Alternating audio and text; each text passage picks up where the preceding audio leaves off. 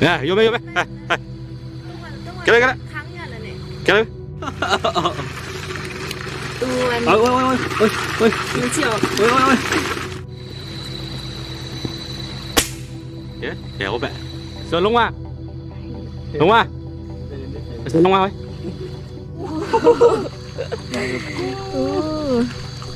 ตัวใหญ่ตัวใหญ่ ปลาก้างนี่ คูน้อง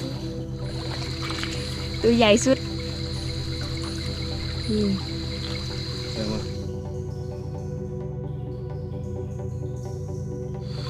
สบายดีทุกคนที่กำลังติดตามมักส้มนั่นยินดีต้อนรับเข้าสู่ซองอาคาน้อยเนาะตอนนี้เราอยู่กับซอง อาม่าพีเคพีชาแนล อาม่าพี่กับพี่ชาแนลตามหน้าจอเนาะคือ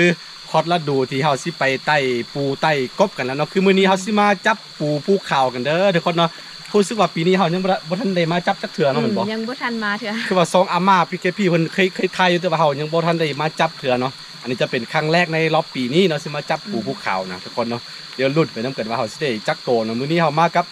นี่น้องไผ่แล้วก็นี่พี่ไอ้สวนก็มานำ มีไอ้สวนแล้วก็มีอัน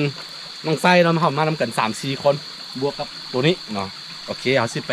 ลุ้นกันว่าเราสิได้ปูหลายหรือว่าน้อยเนาะเดี๋ยวเจอกันทุกคนมาเลยไปชวน ไป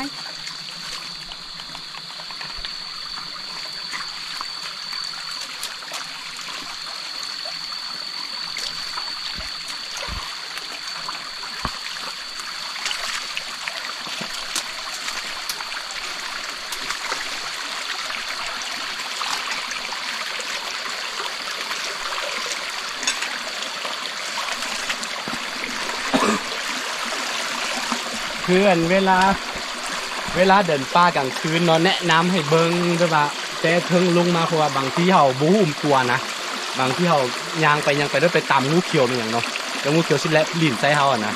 ระวังเนาะขอคนระวังที่สุดเลย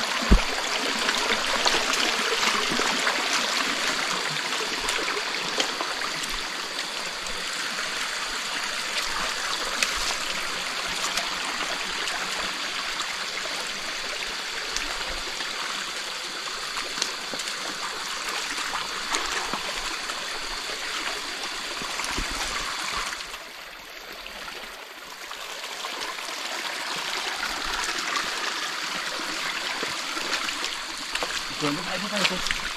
ต้องมีสิสิดิ้วตายแล้วอ่ะโอ้ยตกพันเดี๋ยวเข้าอีกส่วนมันเป็นความสุขเนาะคือนานๆเที่ยวสิได้ออกมามีปลาเลยทุกคนปลาแกเป็นบ่ต้นไม้ทั้งหลังนี่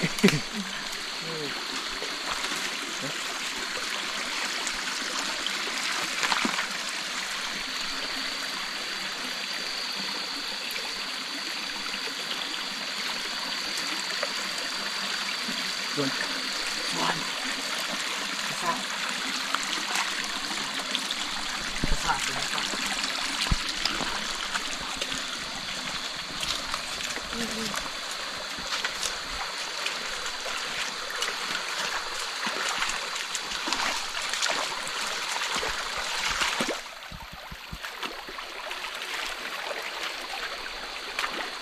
นี่ค่อยซื้อจับดีเห็นไหมทำอะไรกันเป็นหน่อยเป็นไง ตัวหน่อย เรื่องต้องดู ตัวหน่อยเด้อนี่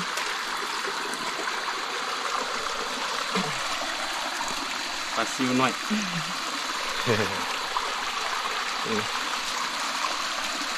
นี่คือวิธีการหากินเนาะกลางคืนเด้อนำมา เ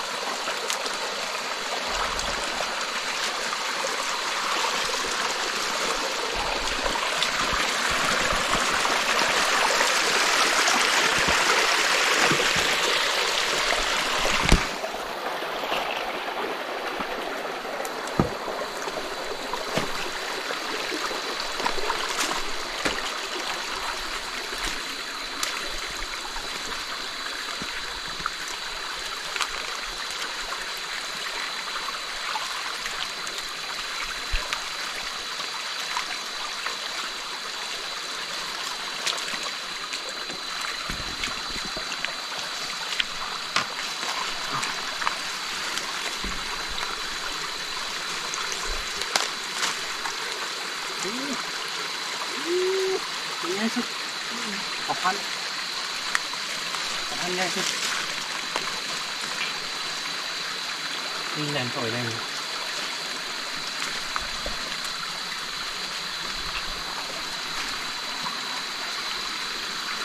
อันนี้ปู นี่แหละ นี่ปลาพันเห็นมันยังโอ้ตัวนี้ตัวใหญ่เห็นปะตัวนี้ตัวใหญ่ปูภูเขามันจะต่างจากปูนาปูมันยังทั่วไปแล้วตัวนี้มันจะมันๆนะ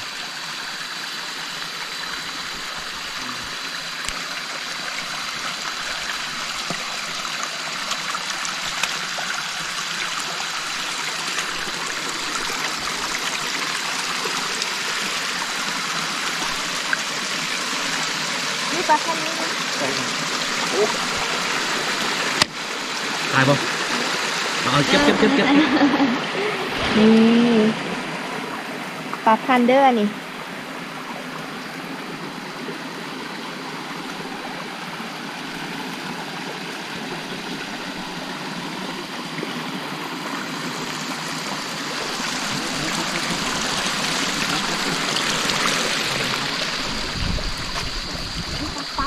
โอ้ไปแล้ว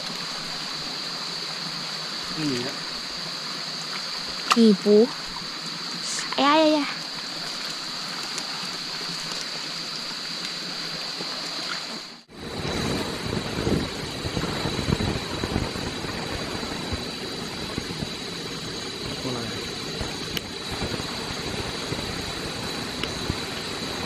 ยังผู้ซึกจะเป็นงูเขียวเห็นบ่นี่งูเขียวโอ้งูเขียวหางไหมนอนอยู่เถิงต้นไม้ค่อนข้างไกลพี่น้อง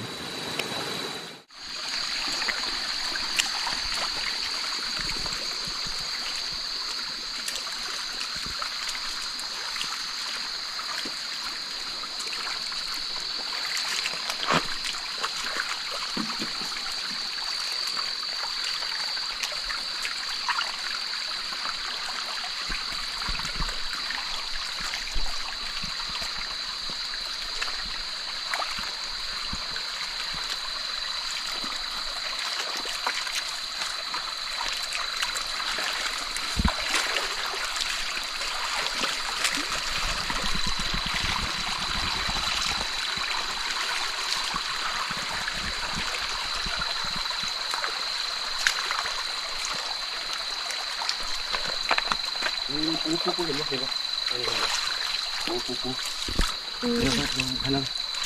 ูเเอามาโยนออกมาตรงนี้เอาไปปั๊บเลยจับโยนมัน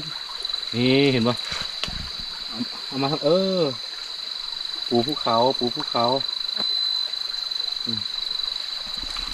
ใส่เข้าไปฮัลโหลมันบ่ยอม มันนี่เดินทั้งน้ำมดมืดแหละก็มันเมื่อยแต่ว่ามันก็ยักมาน้ำอ่ะนะ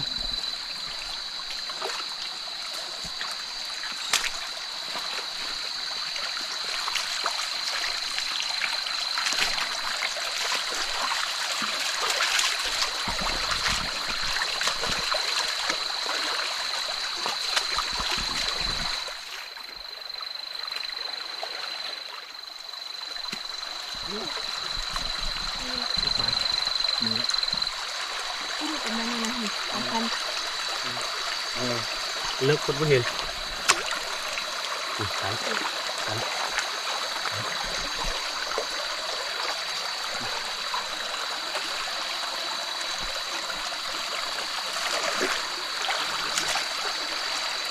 เขายืนเลิกคนไม่เห็น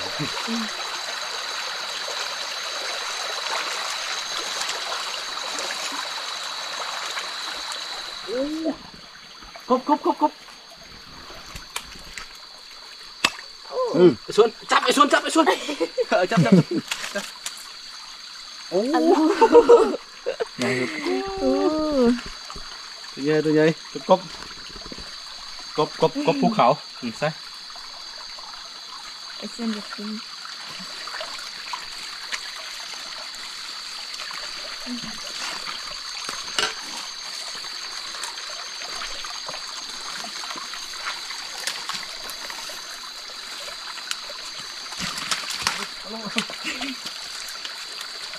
เอามาที่นี่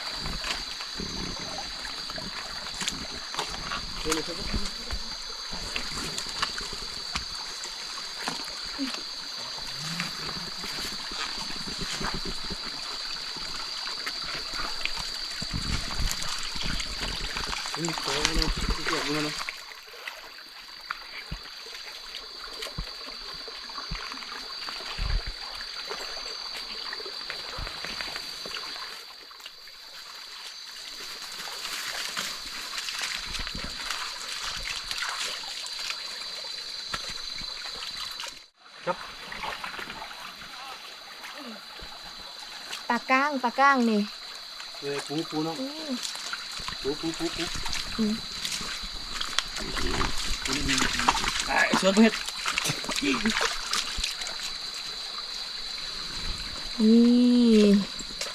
โอ้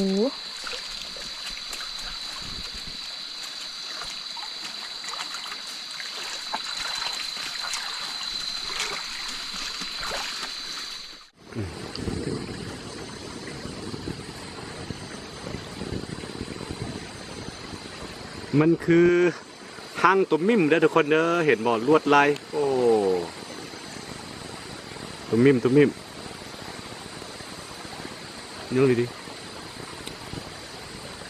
มึงยุ่งห้างตัวมิ่มเป็นอาหารของมื้ออื่นเด้อนี่นะเดี๋ยวมื้ออื่นค่อยมาเอา นี่ ปู โอ้ใหญ่ คือจะกำเอา ตัวใหญ่สุดนี่ เดี๋ยวมัน อันนี้ตัวหนึ่ง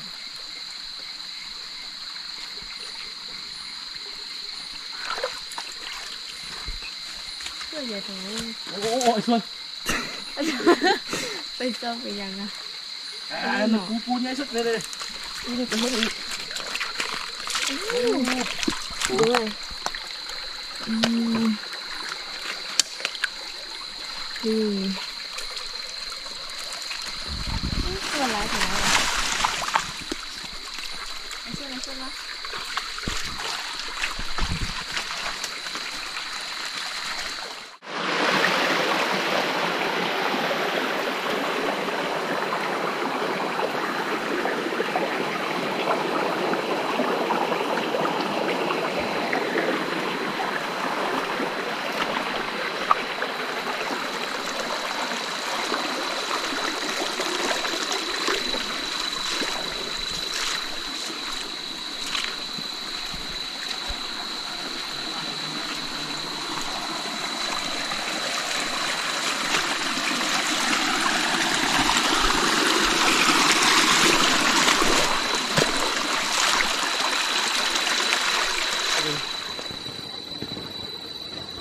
เป็นพอ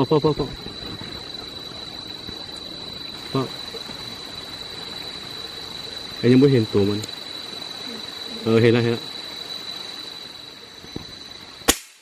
จ๊แถวแบบเนาะคือเห็นตัวบางอยู่สูงคนโมในใจว่ากล่องเขาซิซองฮอตบ่มั่วเหรอคนใดตัวบางเห็นว่าเห็นเพื่อนเราเครื่องกลางไปเป็นเห็นบ่เห็นตาไม่ว่ากำลังเบิงเฮาอยู่แต่ว่าค่อนข้างสูงเลยแหละมันคือตัวบางเด้อสูงตัวบางนี่ตาปุ๊บอยู่ก็ฮอกบินนะตัวบางขนาดน้อย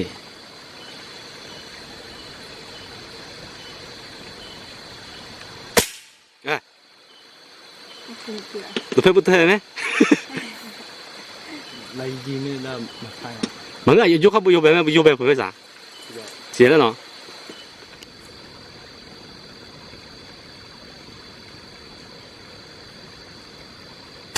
เฮ้ยโยไป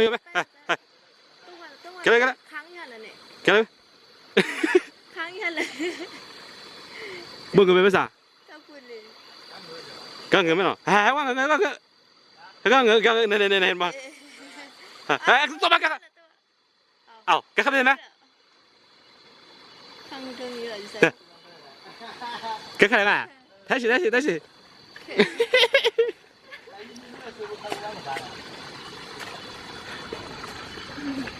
แล้วก็อยู่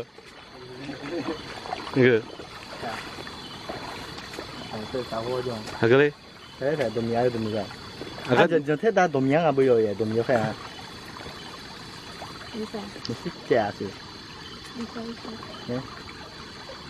มีน้อง เท่ดูเท่ nó cho nó cứ thế nào ใส่ đó cho nó giờ một liền à ใส่ บ่แม่นมันกำลังปรุงใบติ ทุนหน่อยว่านี่ นกก็ให้กินตัวนึงกูแก้บ่เห็นแล้วก็เอามันกินอยู่นี่ คือเขาอนุญาตเอาตัวหนึ่งนะบ่ว่ากันคืออย่างที่ค่อยบอกไปหลายๆเทื่อเนาะเขาอยู่บ้านนอกบ้านนาอย่างนี้เขาไว้ว่าเพื่อเลี้ยงปากเลี้ยงท้องตัวเองนี่เขาสิบ่กินมันนี้เขาปฏิเสธบ่ได้อะนะบางเทื่อเนาะ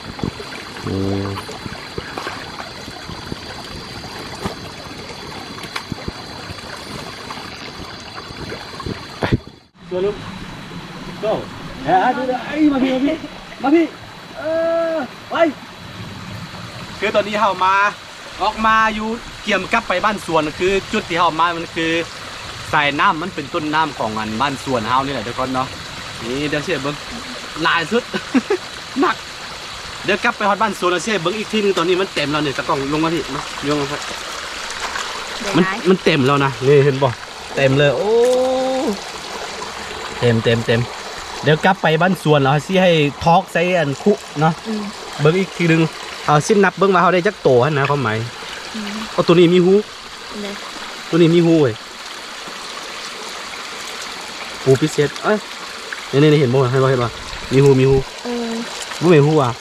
แม่นะ แม่นว่าเป็นหูเนี่ย ไอ้ได้หลายตัวไม่ว่ามันเต็มเลยนะประมาณ2 โลเนาะเดี๋ยวกลับไปฮอดบ้านสวนแล้วเนี่ยซีทอกเซคุเราสินับเบิ่งว่าเขาได้จักตัวนะนี่คือการหาอยู่หากินยามกลางคืนถือว่าจะเป็นครั้งแรกในปีนี้เลยเบิ่งเป็นครั้งแรกในปีนี้เนาะปีเฮามาเนาะ ไปได้เจอกันไอ้ชวนมาลงมา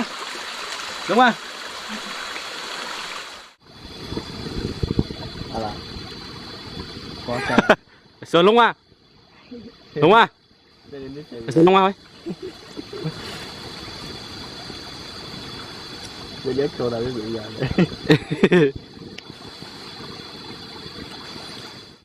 ไปฮอดเรือแล้วไปนอนเลยมันไปเพิ่นน่ะ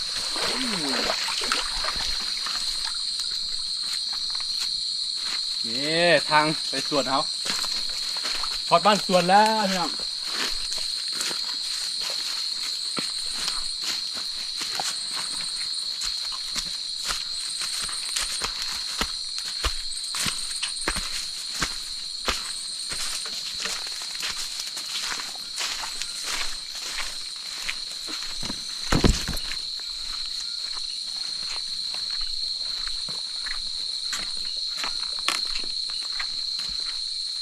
ล้างคู่อันนี้ก็พวกคนงาน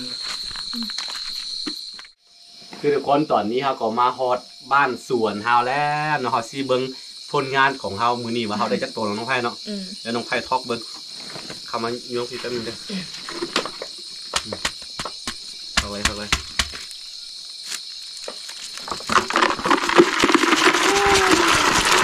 ต็มคุก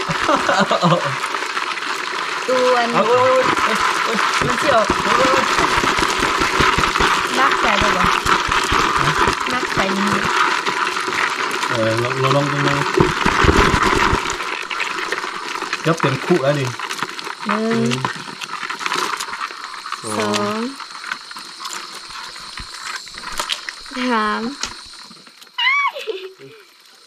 3 4 ตัว 4 ตัวละ โอ้ ลายขนาดโอเคนับรถ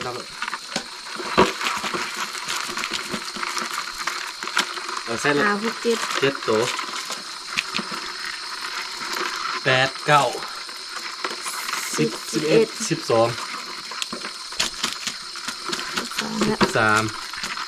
14 14เอ้ย15นี่ง่ายสุดโอ้ย16 17 18 19 20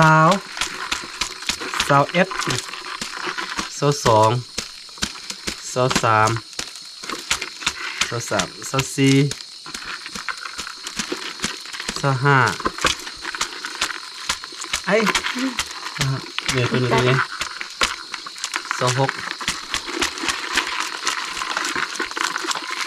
27โอ้ย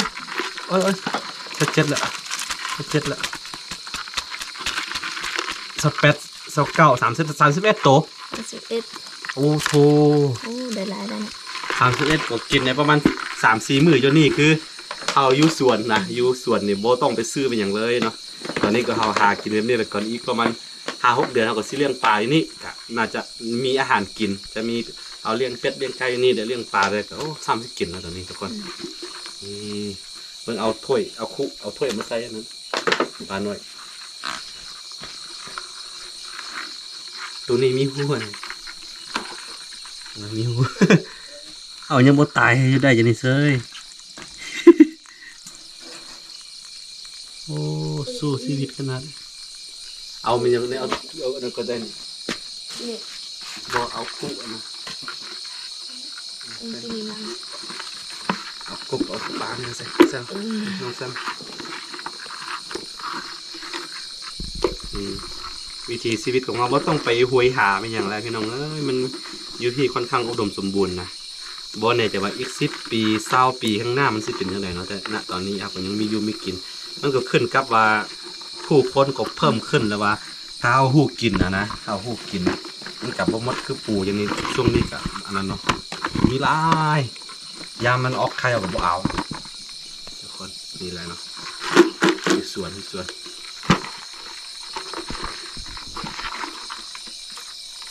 อันนี้31 ดำเกวัน31ตัวพอได้กินพี่น้องปีนี้คือว่าเป็นครั้งแรกเลย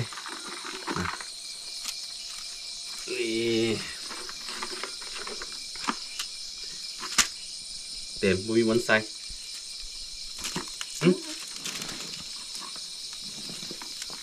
นี่ไว้ใส่ที่ไรก็ได้เนาะใส่นี่แหละเอาไว้นี่เนาะนี่ทุกคนได้หลายเติมเด้ออย่างที่เห็นเนาะนี่เข้าไปประมาณเบิ่งไหม